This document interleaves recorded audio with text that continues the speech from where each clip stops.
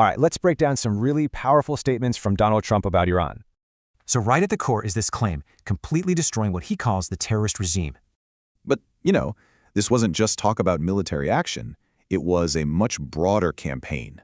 He specifically laid out the strategy: military, economic, and, well, every other way.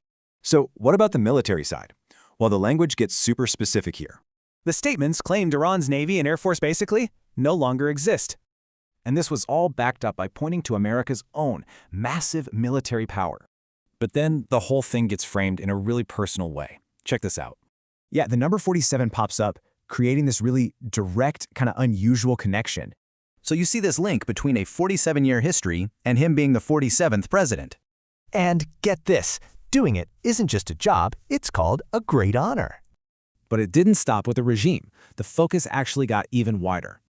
Now the language shifts from just the government to the entire Iranian nation. And that description is directly linked to the heavy price they're supposedly paying. So you've got this mix of military claims, personal reasons, and pretty broad insults. Which leaves us with a really big question about how a leader's words can shape a conflict.